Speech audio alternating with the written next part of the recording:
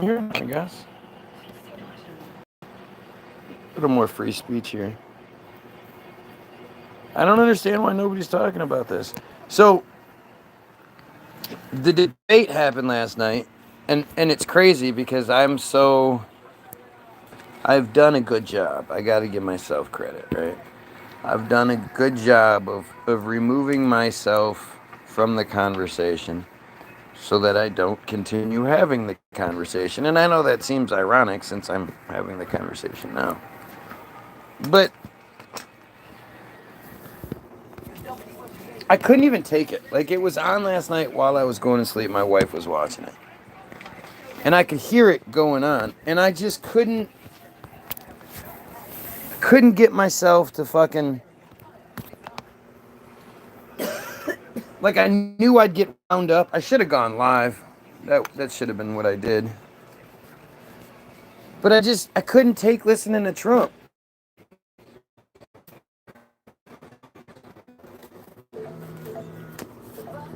He's so unbelievably stupid. Oh, he can't answer a fucking question. It's like he can't comprehend the question, or he's just such a big fucking asshole. I don't give a fuck what you just asked me. This is what I want to say. I don't think I think he comprehends things. I think at the end of the day, a lot of the times there are no answers he can give that make him look good. So there's that aspect of it. It's just like with a Trump supporter. When you ask why they support Trump, they don't have anything to say because there's nothing to say. What can he say? But like it what it sounded like last night was there was an interview being done with a normal person and an absolute crazy person. That's really all it was. One person heard what was being said to them and answered everything like boom, boom, boom. Like what she was saying was just so on point and so sharp. And just what I told you guys this whole time. Like if Trump was going against a young person, he'd get slaughtered. And that's exactly what happened.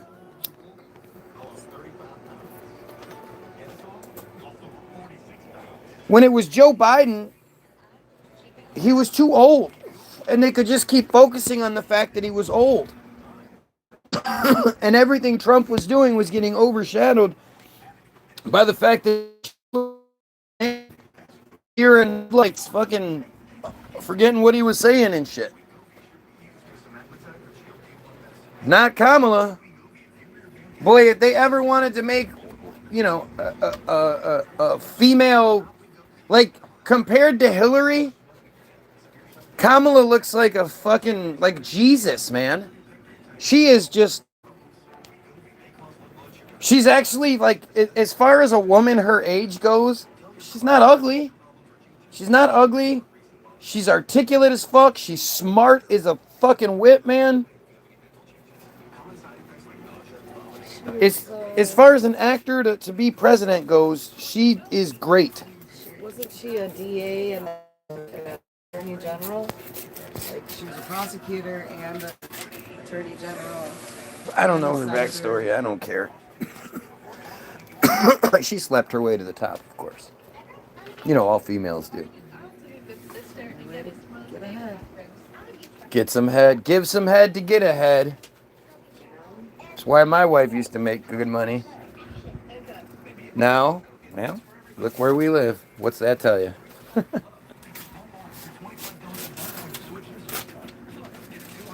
This is nuts. This is nuts. But anyway, it is. It's September 11th and no one's talking about it. Most tragic day in history. In modern history, it's the worst attack on U.S. soil ever. At least as far as modern history goes and what they tell us.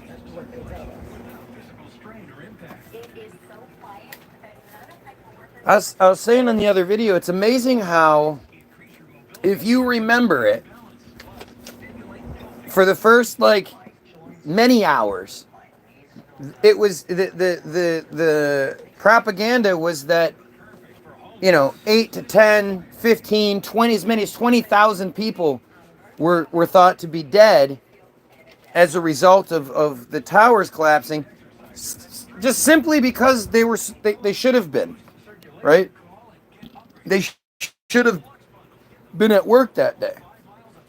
For some strange reason, that large number that wasn't there, a good majority were Jewish. The fact that so few Jews died in September 11th, like it if it was a TV show, if it was NCIS, it would be one of the first they'd notice, talk about, and then investigate, and it would lead to clues and shit. NCIS, any of these fucking shows, any of these crimes that get looked at, if it was really what it would immediately, any of these things that happen in our reality, they would go back to Israel pretty quickly. But September 11th and Israel go hand in hand. Israel did September 11th. There's no, in my mind, there's no doubt about it. There's videotape of Mossad agents. There's video of Mossad agents filming the towers collapsing. Right? There's video of it. These guys were set up to these Israeli Mossad agents were set up and they were filming the towers collapsing. They had prior knowledge. They were arrested. They were while everyone else was, you remember how they grounded all the flights and nobody was allowed in and out of the country except the Bin Laden family that happened to be meeting with the Bushes with the Bushes that morning, or maybe he was meeting with Cheney. I can't remember. The Bin Laden family were meeting with either Bush or Cheney that morning. They were allowed to leave. And these Mossad agents, they were arrested, detained, they were detained, arrested, taken in, questioned, and they were shipped off. And then they went on TV in Israel and bragged about it. There's no theory. This fucking happened. It happened. The footage used to be available. I love how they say once something's online, it can never be off. It's there forever, and that's something they threaten us with all the time. Yet, I can think of lots of things that get scrubbed and they never show up again. Well, it's not that they just don't release it again. It's not that it's not there. But that's the point. The big computer nerds can get to it. Maybe. I mean, there are some things that you can't get to. I don't know. Maybe. I doubt it. The things that we can't get to. I know the Epstein death, the narrative was changed. It was scrubbed and changed. I know that when Khashoggi was supposedly killed, and shortly thereafter, Facebook, Instagram, and YouTube all went down for like a couple hours, all at the same time. Rumor was that video of Khashoggi's dismemberment was put on social media, and they had to shut the big three down so they could scrub it, because there are people that say they were watching it when it cut off. They were watching the video.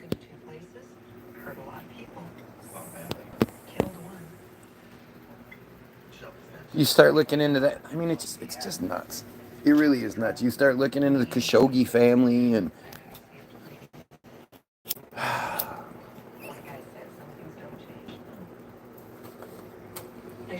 I'm trying. I keep trying, and I keep trying not to talk about.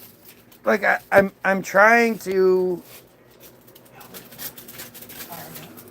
I'm not the best person when I don't do this. When this stuff builds up inside of me and I don't let it out, it compromises me. And so I'm trying to figure out a way to do this. It's impossible. I hear truthers talking about Jesus being the only way, and I think they sound stupid. I don't know how to. I don't know how to be the way that I need to be to make everything okay and still be who I need to be. Well, you have to be authentic. And if you start talking about Jesus, you are no longer being authentic. Yeah, but I'm just saying, as far as like, it's more of a how do I not talk about Israel and the Jews? How do I talk about the conspiracies? Well, focus on the issue at hand. I am. And then subtly point out that it all keeps pointing to the same spot. And then just leave that there, go back to the original subject matter. Again, I don't know how. Breadcrumbs. It's just, that's all, you know. That's the part where I don't know how to. Okay, so I'm going to be like, yeah, so you know, when it comes to that, boy sure look into Mossad, and boy sure look into Larry Silverstein, and sure does point to. Right, but why am I saying 1, 2, 3, 4, 5, 6, 7, 8, 9? Just say 10. Why wouldn't I say 10? Because society isn't going to listen just yet. Yeah, but I don't know. I don't know where to draw that line, and I feel like that's done enough.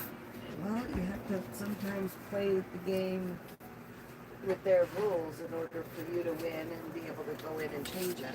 Yeah, but that'll never happen at this point. It'll never happen.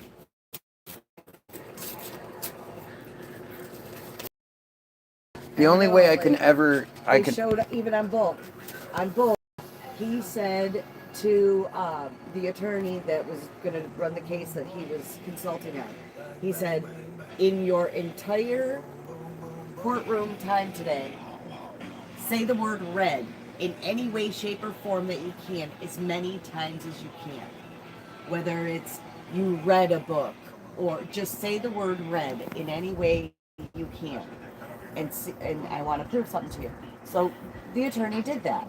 And he was very clever about it throughout the whole time. The next day, all the jurors came in and were wearing something red. In you know, either a scarf or socks or, you know, a shirt, whatever. They all wore red. And he pointed that out, saying this is how subliminal programming works. You hear something enough times and it sticks with you, whether you are conscious of it or not. Yeah, but again, that's different. That's how they program us, though. So that's the game that you have to use initially. Like I said, again, there are enough people doing. I can't do it. I can't go. All right, hey, we're running. Here comes the hurdle. I'm gonna stop running. I don't know. The conversation would be weird. If you make it weird, if you no, it can't be. How do you? I'm gonna sound like an idiot. I'm gonna sit here and go, well, you know, I'm gonna get, but hey, I don't want to say too much because I don't want, you know, and that's just, what the fuck does that do? But see, that's not doing it subtly. That's still pointing it out, you know, in a obvious way to make people be like, oh, why is he acting so weird? Again, there's no way around that. there's no way to talk about what's actually wrong in a subtle fashion. It's just impossible.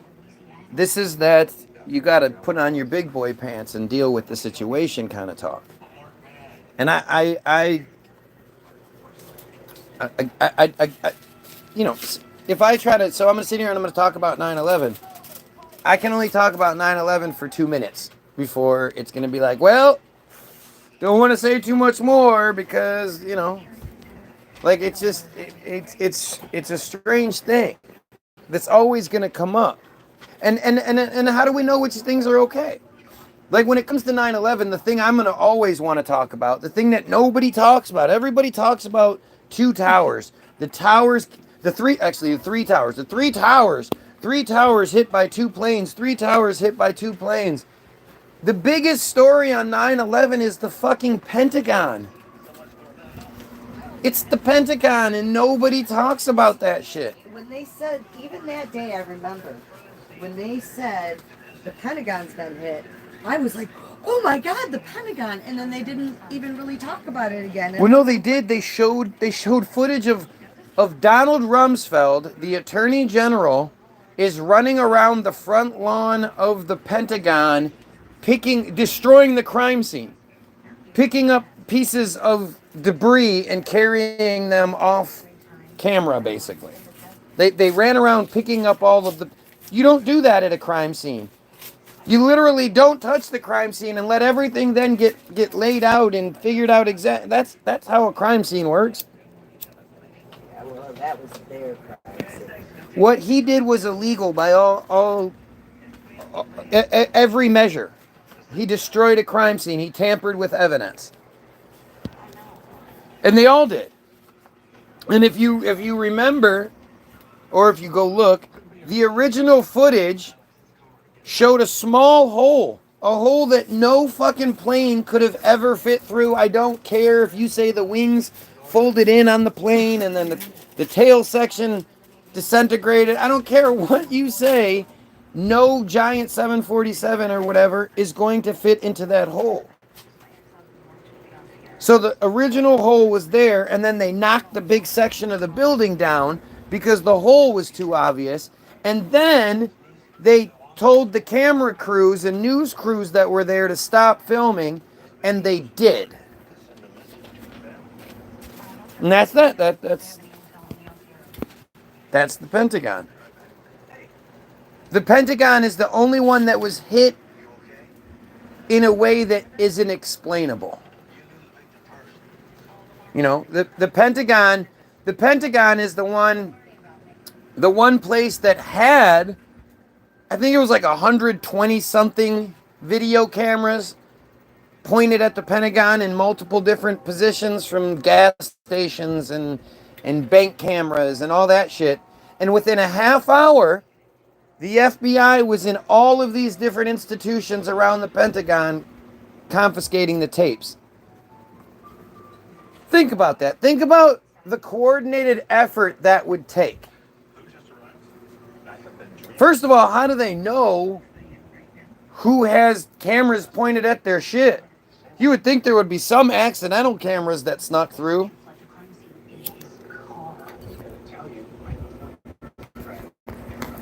You also don't realize that every little piece of footage that's come out, like a video camera or something that's come out since, it wasn't like that shit was just available online the next day.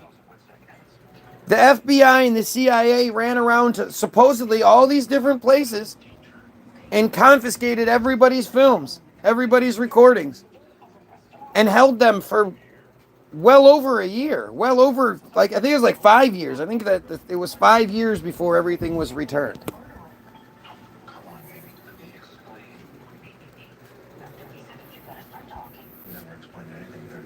And you had the in 2010 or 11, you had the 10-year anniversary. I think it was, I seem to think it was earlier. I thought we were in the big house still. It was like 2000, maybe it was 2006. It was the 5-year anniversary, and they were going to finally release the NIST report. And it was supposedly on... Oh,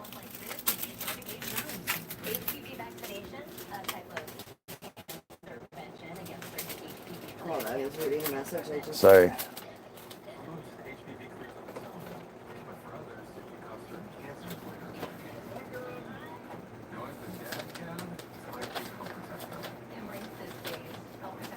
The NIST report? The NIST report came out, and it was, the PBS did the special, and we watched it. I remember watching it. it's simple.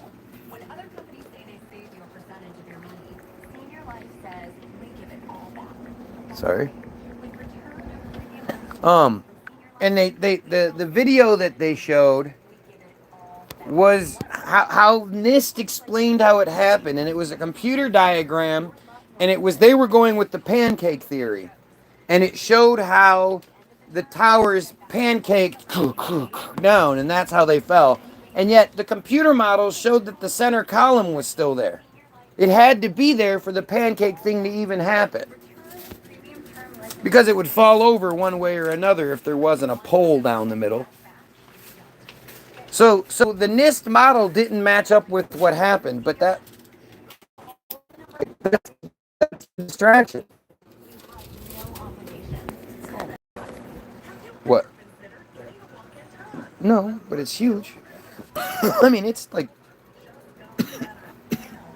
15 pounds at least.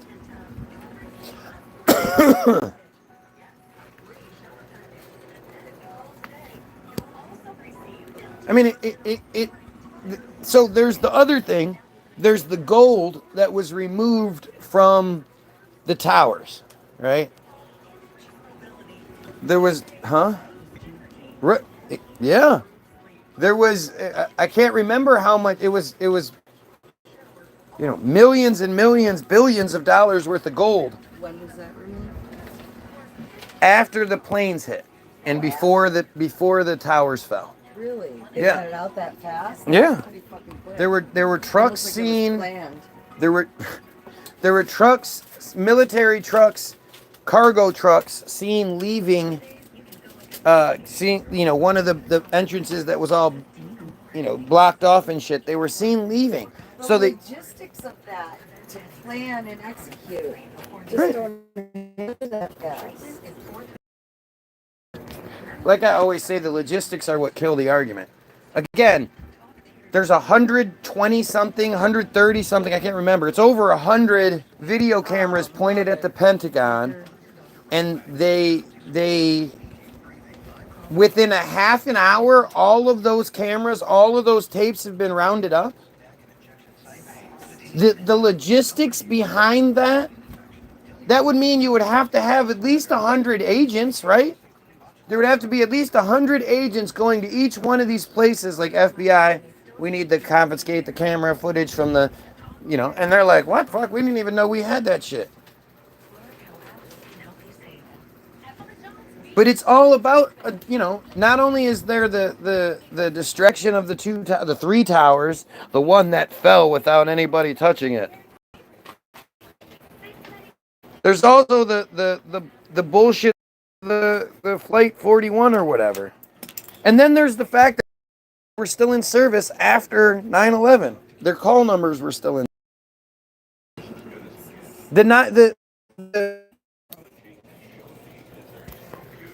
Sort of the big thing about 9/11, what needs to happen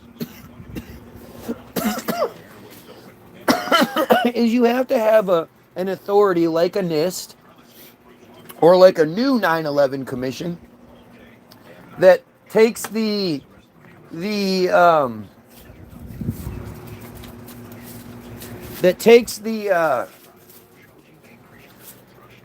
video like Loose Change or September Clues or something like that and just does an official debunk.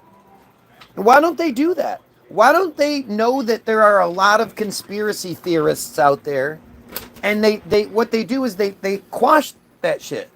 They squash it. They quell it. They take our concerns seriously. They answer our questions and hey, this doesn't quite make sense. Can you answer why this was? Hey, can you answer for why there's literally videos of the firemen talking about how it looked like they were in a foundry and liquid metal was just running down the beams and shit, and they couldn't figure out what the hell was going on?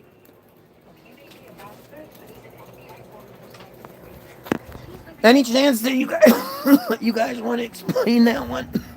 Where the liquid metal came from?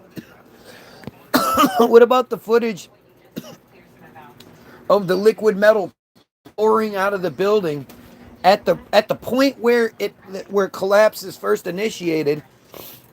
There's video of liquid metal pouring, just spewing out of the building. Can you explain that?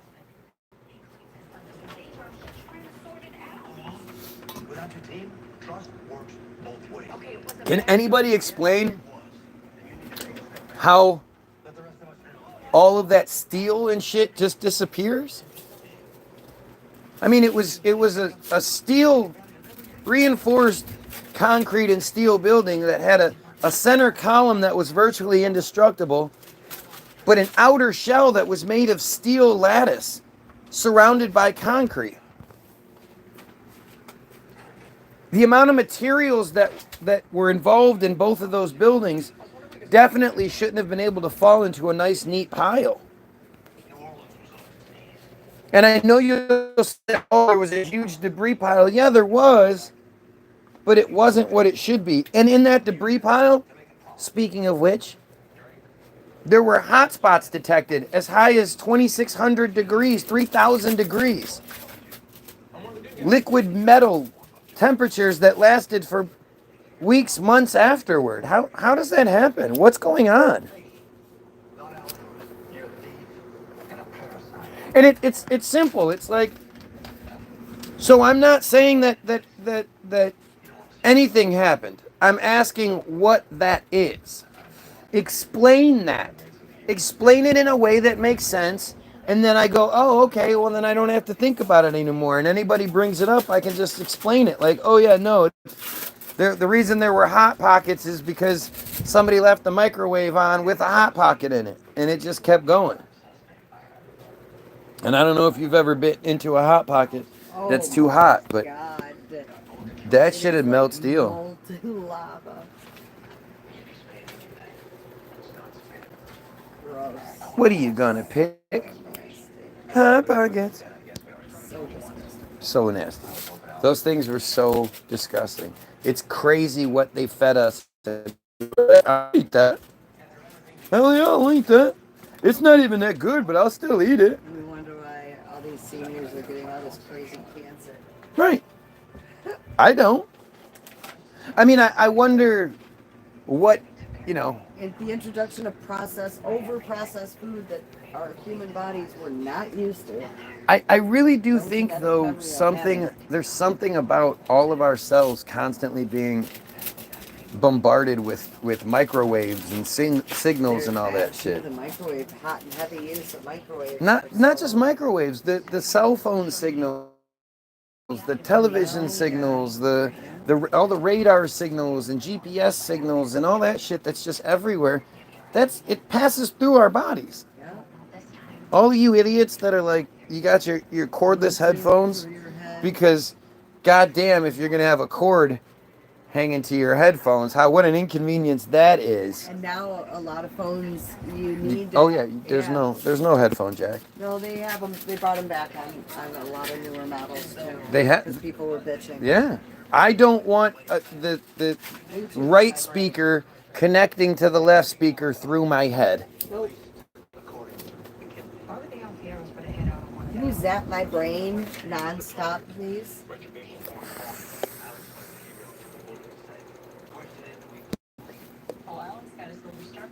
9/11.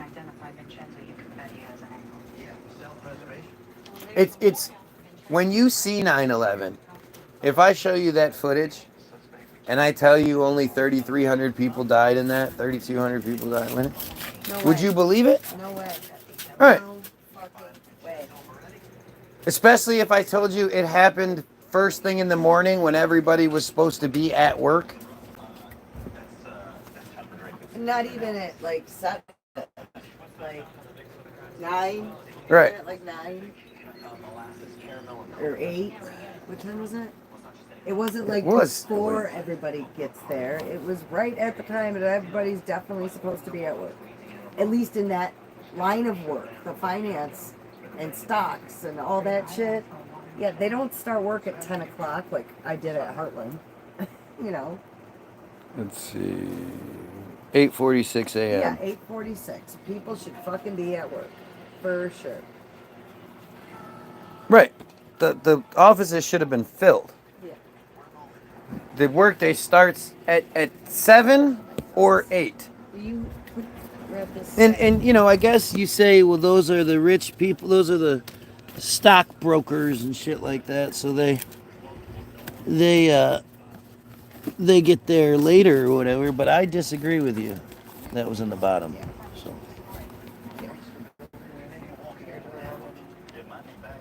I disagree with you. I think. I mean, I just think about that. Think about how many jobs you've had that you started after 8 o'clock. If you were a business in any sort of business, 8 o'clock is like the business day. Yeah. And to think that this should happen at 8:46 in New York. Where the hell was everybody? They evacuated everybody that quickly?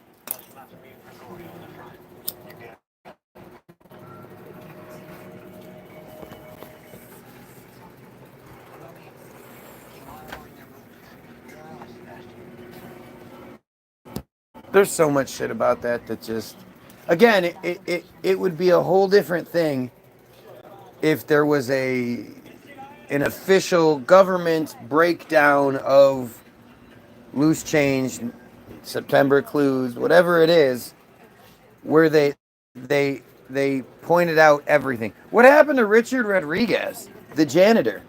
He was the hero. Remember, he was the hero. He used to go around. This is the key that opened the doors that saved hundreds of thousands of people, whatever, hundreds of people. He was the hero. What happened to that guy? I know as soon as he started saying he said that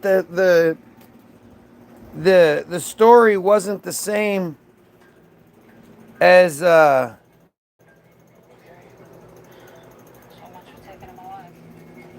the government was pushing. William Rodriguez is a former janitor at the North Tower during the September 11th. Let's see what his story is. North Tower World Trade Center during the September 11, 2001 attacks, and was in the basement of the North Tower when American Airlines Flight 11 crashed into the building. Which he said he heard explosions coming from underneath him before the tower was hit, but never mind that. After the attacks, he received several awards for heroism for helping in evacuation of many survivors. The Birmingham Mall said about Rodriguez, he bravely led firefighters up the stairs, unlocking doors as they climbed and helping hundreds of survivors. Unlocking doors as they climbed and helping hundreds of survivors, and helped hundreds of survivors. And the Lancaster Telegraph added, he then went back into the building in a bid to rescue his friends at the top of the tower on the 106th floor, but he kept finding others who needed his help as well. Rodriguez became prominent in the Latino community for helping to institute an economic amnesty program for victims of 9/11 who were undocumented workers. Gee, I wonder how many of the undocumented workers are included in that 3,000 that were killed. Subsequently, Rodriguez traveled around talking about a theory and his experiences on 9/11, giving motivational lectures and discussing disaster management. The Herald newspaper of Glasgow characterized him as the poster boy for a movement currently sweeping the globe, the 9/11 Truth Campaign. So, at the end of the day, you're just going to call this guy a crazy conspiracy theory? The Jews that are writing the papers that were nowhere near this shit, the Jews that control the narrative, they know more about what was going on in that situation than the guy that was there. He titled his website 9/11 Keymaster, appearing on TV. Oh, shit, sorry. Can't start working, sorry.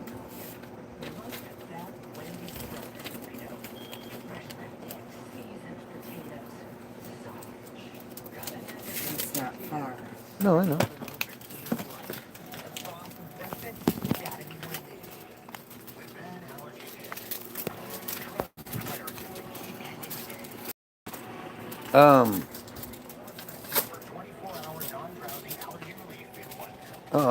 Appearing on TV and having himself photographed frequently with a, quote, master key to the World Trade Center, which He has alleged on BBC and Dutch TV and C-SPAN saved hundreds of lives. He also used the title Last Man Out, touring the UK and the US with that phrase. Rodriguez has also employed the last survivor of the World Trade Center slogan. Newspaper articles state that he raised $122 million for the victims of 9/11. Wow. And yet he's a crazy conspiracy theorist, huh? This guy raised $122 million for the victims of 9/11.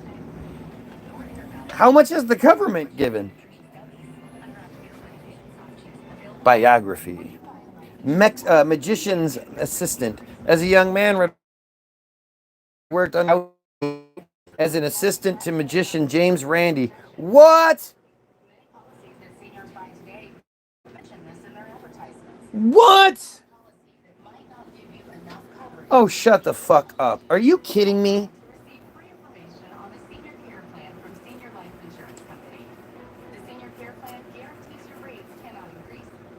That is wild.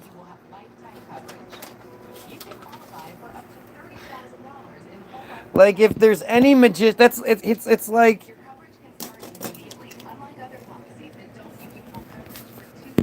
There's any magicians? Is that what you mean?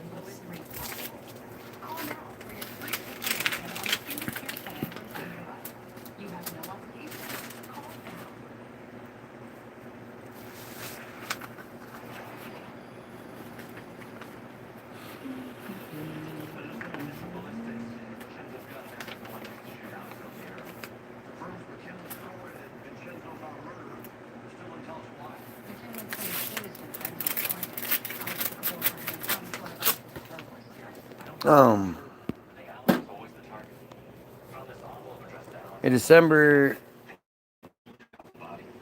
2005 article published on the internet claimed that Rodriguez was adroit. Adroit? What's adroit mean? Adroit at insinuating himself into the good graces of Randi's targets and eliciting incriminating information, and that he had previously been featured on television in Puerto Rico escaping from a chain straitjacket while hanging from a burning rope.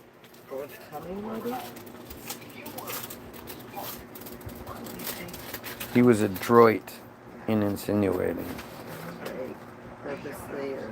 At insinuating himself into the good graces of Randi's targets. Adept at. Well, since it was usually a trick, right? He was right, because he.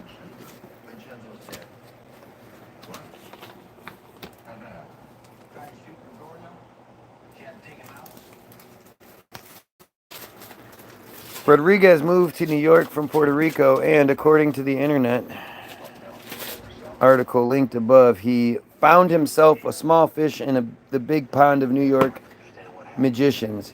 He took a day job as custodian at the World Trade Center. The article goes on to say that Rodriguez's show business aspirations fell by the wayside when his responsibilities for cleaning the office of Governor Mario Cuomo at the WTC expanded to include organizing Governor Cuomo's press conferences, and that after Cuomo left office in '94, Rodriguez was reassigned to cleaning the windowless emergency staircase of the North Tower, where he remained until September. Wait. So he was suddenly promoted to this position of cleaning the governor's office, where his duties, a janitor's duties expanded to include organizing Governor Cuomo's press conferences? Sounds like he wanted him No. for a position. No. He couldn't get vetted. Who so he the gave him fuck? a janitor job. Have him in the building and be able to pay him on the record, but use him for the job he wanted to begin with. That's how you do that. Yeah, but he was the janitor. You saw Casino. But he was the janitor. Okay. He wasn't casino guy. He was okay. Well, and Casino Guy was an entertainment director. He sucked at that. No, but this guy was actually cleaning things. He was responsible for cleaning the offices of Governor Cuomo, Maybe. and that Or somehow brought expanded to assistants. Governor Cuomo's press conferences, and that after Cuomo left office, he was reassigned to cleaning the windowless emergency staircase of the North Tower. He went from arranging the governor's press conferences to cleaning a stairwell. That became his job?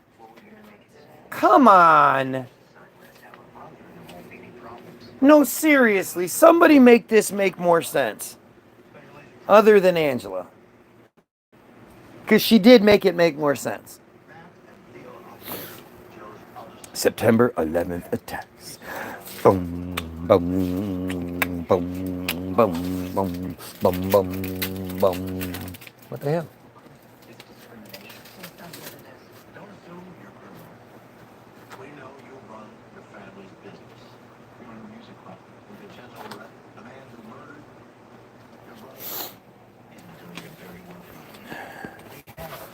Rodriguez said he usually clocked in at 8 a.m. and rode an elevator to the 106th floor where Hispanic employees of the Windows on the World restaurant fed him a free breakfast. That sounds illegal. However, on the morning of September 11th, Rodriguez was a half an hour late and so reported directly to a basement office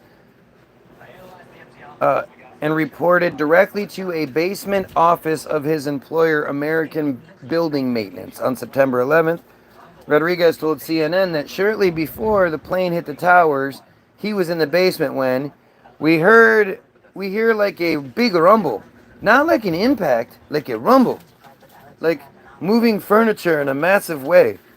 And all of a sudden we hear another rumble, and a guy comes running into our office. And all of the skin was off of his body. All of the skin.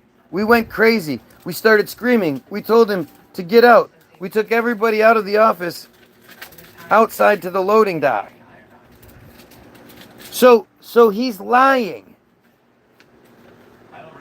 He was a lie. He's a lie. He's a lie. Rodriguez's early accounts repeatedly mentioned a large fireball that shot down the elevator shafts and exploded through the doors, causing serious burn injuries to a man who happened to be standing in front of one of the freight elevators. This was consistent with similar reports by numerous other witnesses who saw fireballs erupting and blowing out elevator doors and burning people. No, that's not what he says. The guy with the no skin is different. He came from below. So this has been edited. And at that terrible day, when I took people out of the office, one of them totally burned because he was standing in front of the freight elevator and the fireball came down the duct of the elevator itself. And I put him in the ambulance. Like I say, that's a different guy, see? He's not talking about the guy that came running towards them. He did not identify the name of the victim in his interview, but he did identify the name of the victim as Felipe David, a native of Honduras working for the American catering company Aramark, in several other interviews. Felipe David. Got that nice Jewish name.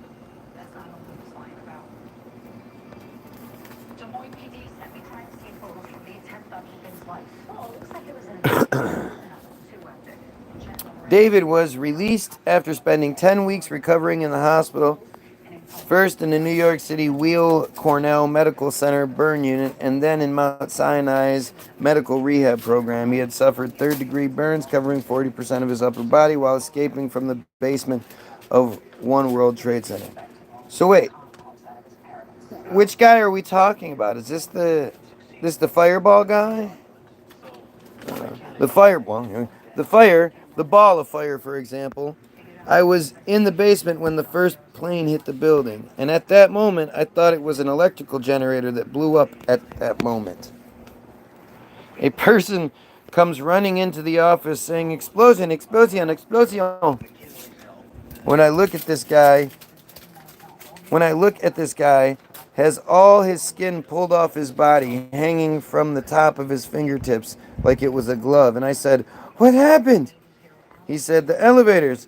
What happened was the ball of fire went down with such a force that the elevator shaft on the 58 freight elevator, the biggest freight elevator that we have in the North Tower, it went out with such a force that it broke the cables. It went down, I think, 7 flights. The person survived because he was pulled from the B3 level, but this person, being in front of the doors waiting for the elevator, practically got his skin vaporized." At that same NIST meeting, however, Rodriguez told investigators that he was the last survivor pulled from the rubble. In fact, there were at least 18 survivors pulled from the rubble of the North Tower long after Rodriguez walked out of the building unharmed. Gotta gaslight him. The last survivor was Janelle Guzman McMillan, who was rescued some 26 hours later at approximately 12:30 p.m. on September 12th. By August 17th, 2007, after more than 2 years of telling his story to enthralled audiences, he told C-SPAN, "All of a sudden, at 8:46, we heard boom, an explosion so powerful and so loud that it pushed us upward in the air, coming from below. It was so powerful that all the walls cracked. The false ceiling fell on top of us. The fire sprinkler system got activated, and everybody started screaming in horror, 'Help, help!' He stated that he used a master key to let people out from the building, locked emergency exit doors, saving hundreds of people, and that he turned down Hollywood movie deals worth millions and book contracts from every publisher because he wanted to maintain his integrity." Dumbass. Rodriguez also claimed to have seen hijacker Mohammed El-Shari scoping out the building prior to the attacks in June 2001. A Daily News article says he told the FBI and the 9/11 Commission that he recognized the man after a brief chance encounter months prior in the terrorist attacks. It is believed that American Airlines Flight 11 hijacker Mohammed Atta cased New York City targets, including the Diamond District. Didn't hit the Diamond District, though. But Rodriguez may have given the 9/11 panel the first eyewitness testimony about a hijacker inside one of the towers before the strike. Rodriguez gave evidence to the 9/11 Commission. As was the case with the vast majority of the more than 1,200 witnesses who gave evidence to the Commission, Rodriguez's evidence was not given in public and was not specifically itemized in the Commission report. Why not? This guy isn't one of the regular 1,200 witnesses. Of the 1,200 plus witnesses whose testimony was taken by the Commission, approximately 160 were conducted publicly. Rodriguez complains that his testimony never appeared in the Commission report and that many of the survivors were not called to testify. However, the Commission acknowledges that its report is only a summary of the work that it did, and that it specifically cites only a fraction of the sources it consulted. It acknowledges that due to the scope of the events touching so many issues and organizations, it did not interview every knowledgeable person or find every relevant piece of paper, but that its report is a foundation for better understanding of a landmark in the history of the United States. That reminds me of my wife. When I complain about one thing, she'll be like, "Look, I didn't do every single thing." Okay, it's like if you exaggerate it like that, then it makes the other person sound like an asshole. Like he's just complaining because he didn't get interviewed. He should have been interviewed. If anybody should have been interviewed, it's that fucking guy. Just crazy. Just crazy. Anyway, well, that's that. Fuck it. Pedophiles, kill yourself. Fuck you.